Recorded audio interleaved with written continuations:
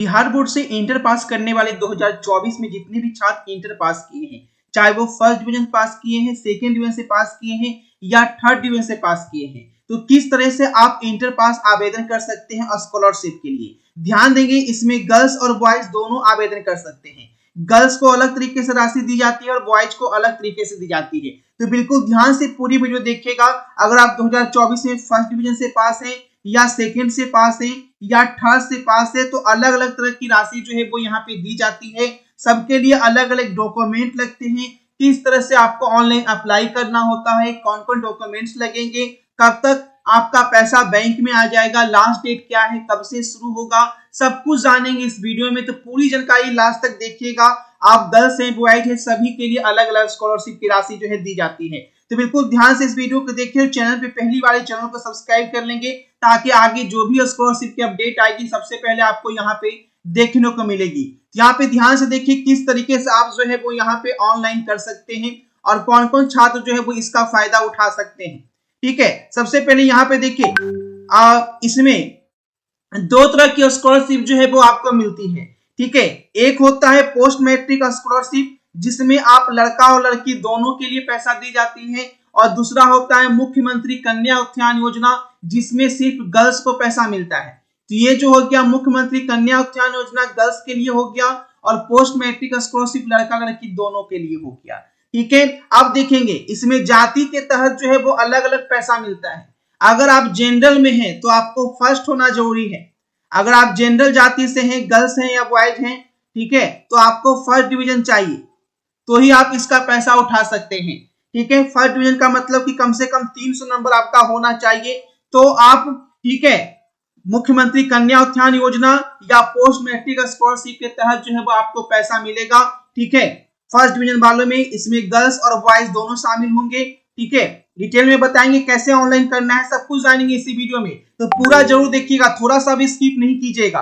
ठीक है, और उसके बाद अगर आप सेकेंड डिवीजन है, अगर आप सेकेंड डिवीजन है, गर्ल्स हैं या बॉयज है, तो भी आपको इसके अंतर्गत पैसा मिलेगा। इसका राशि जो है थोड़ा सा कम होता है, तो वो भी जानेंगे।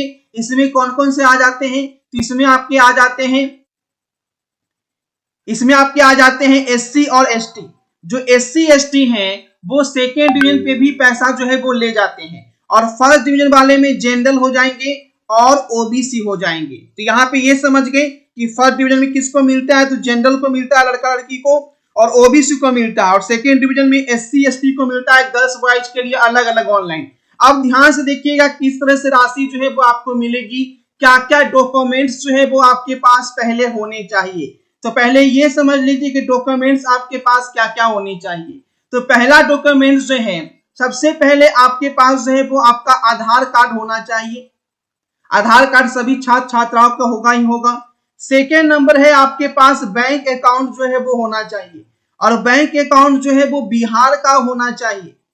बिहार का होना चाहिए, बिहार से बाहर का होगा तो नहीं मिलेगा, बिहार का होना चाहिए, बिहार से बाहर का नहीं। दूसरी बड़ी चीज कि स्टूडेंट के नाम पे बैंक अकाउंट होना चाहिए, यानी जो आपका नाम है, नाम की स्पेलिंग बिल्कुल बैंक अकाउंट में आपकी सेम होनी चाहिए। अब ऐसा नहीं है कि आपका आधार कार्ड में नाम कुछ और है, बैंक में नाम कुछ और है, तो आप ऑनलाइन तो कर देंगे लेकिन पैसा अटक जाएगा। तो बहुत सारे छात्र छात्राओं को पैसा इसी कारण से नहीं मिलता है क्योंकि जो बैंक अकाउंट में उनका नाम होता है उसकी स्पेलिंग अलग होती है। अगर आपके साथ ऐसा है तो आप लोग नया बैंक अकाउंट जो है वो खुलवा लीजिए। ठीक है, तो यहाँ पे समझ गए कि आधार कार्ड की स्पेलिंग, बैंक अकाउंट की स्पेलिंग, जो आपका नाम है, और आपके इंटर की जो मार्कशीट है, जो सर्टिफिकेट है, जो एडमिट कार्ड है, उन तीनों में नाम के स्पेलिंग एक ही होना चाहिए, और फादर्स नेम में भी नाम की स्पेलिंग तीनों में एक ही होनी चाहिए, तो ही आप छात्रवृत्ति के लिए ऑनलाइन कर पाएंगे। ये तो हो गया इसेंशियल चीज का आपका होना ही चाहिए, नहीं तो ऑनलाइन करने के बाद भी पैसा नहीं आएगा। ठीक है, थर्ड चीज जान लीजिए कि आप जिस जाति से कर रहे हैं, जाति प्रमाण पत्र है ना, जाति प्रमाण पत्र यानी कि कास्ट सर्टिफिकेट आपके पास होनी चाहिए। जो जनरल वाले हैं उनको नहीं लगेगा, लेकिन जो ओबीसी से हैं, एससी हैं, एसटी हैं, इसका फायदा लेना चाह रहे हैं क्योंकि सेकेंड डिवीजन में एससी एसटी को मिलता है पैसा, ठीक है, उसके लिए आवेदन करेंगे तो आपको जाति प्रमाण पत्र नया वाला होने चाहिए, यानी ऑनलाइन करने से 6 महीने के पहले का। तो 6 महीने पुराना है तो चल जाएगा, ज्यादा पुराना है तो नहीं चलेगा। उसके बाद यहाँ पे देख लीजिए, ठीक है, आगे जो डॉक्यूमेंट है वो आपका इनकम सर्टिफिकेट है। इनकम सर्टिफिकेट जो है वो भी आय प्रमाण पत्र जो है वो होना चाहिए। आय प्रमाण पत्र भी 6 महीना से पुराना नहीं होना चाहिए, ठीक है। पांचवा सर्टिफिकेट यहाँ पे समझ लीजिए, ठीक है, जो है वो आपका आवासीय होना चाहिए। आवासीय यानी कि डोमिसाइल सर्टिफिकेट, आपका घर कहाँ है, यानी आप बिहार के निवासी हैं अथवा नहीं है, ठीक है। तो ये आपका डॉक्यूमेंट जो है वो मांगा जाएगा। मेनली रूप से 2 डॉक्यूमेंट ही आपका काफी है, ठीक है, जो आधार कार्ड है, बैंक अकाउंट है, ठीक है, और इंटर का मार्कशीट वगैरह ये तो आपके पास रहेगा ही रहेगा, ठीक है। तो ये सभी आपके पास होनी चाहिए, और पासपोर्ट साइज फोटो वगैरह ये सब तो आप समझ ही रहे हैं, सिग्नेचर लगता है, ठीक है। तो ये सभी आपकी नॉर्मल चीजें जो आपके पास होनी चाहिए। आप देख लीजिए कि किसको कितना पैसा मिलता है, पहले ये समझ लीजिए। छात्रों का कंफ्यूजन होता है कि सर किसको कितना पैसा मिलता है, लड़का को कितना, लड़की को कितना, क्योंकि मैक्सिमम छात्र ऐसे होते हैं जिनको पूरी जानकारी नहीं पता होती है, सिर्फ इतना जानते हैं कि लड़की को मिलता है 25,000, इतना ही जानकारी होता है, जिस वजह से उनको फायदा नहीं मिल पाता है। तो यहाँ पे देखिए कैसा कैसा पैसा जो है वो बिहार विद्यालय देती है। सबसे पहले मुख्यमंत्री कन्या उत्थान योजना, ठीक है, और उसके बाद जो है वो यहाँ पे पोस्ट मैट्रिक स्कॉलरशिप है ना। तो यहाँ पे देखिए ये जो पोस्ट मैट्रिक स्कॉलरशिप है, इसमें जो है लड़का को भी मिलता है और लड़की को भी मिलता है, यानी कि इसमें जो है राशि का अंत नहीं है। ये जो राशि है इसमें आप जो है जितना आपका पढ़ाई का खर्चा होता है, बिहार विद्यालय परीक्षा समिति और सेंट्रल गवर्नमेंट मिला के आपको पैसा देती है, ठीक है। इसमें देखिए इसकी सीमा जो है 1.5 लाख रुपए तक की छात्रवृत्ति इसमें मिलती है। तो इसमें किसको मिलता है ये भी जानेंगे, और मुख्यमंत्री कन्या उत्थान में लड़की को मिलता है। ये जो मुख्यमंत्री कन्या उत्थान देख रहे हैं, इसमें लड़की को 25,000 रुपये मिलता है। ये किसी भी जाति के लिए है, अगर फर्स्ट डिवीजन है, 300 नंबर से ऊपर है, तो मुख्यमंत्री कन्या उत्थान योजना के लिए लड़की को मिलता है, ठीक है। अब यहाँ पे इसमें फर्स्ट डिवीजन होना चाहिए, तो सभी को पता है, ठीक है। अब देखिए अगर आप गर्ल्स हैं या बॉयज हैं, तो मुख्यमंत्री कन्या उत्थान में लड़की को तो मिल ही गया, तो लड़की लोग यहाँ भी पैसा ले सकती हैं, ठीक है, और लड़का वाला में भी पैसा ले सकती है। लड़का वाला का क्या हो गया, तो पोस्ट मैट्रिक स्कॉलरशिप, इसमें लड़का को भी मिलता है, लड़की को भी मिलता है।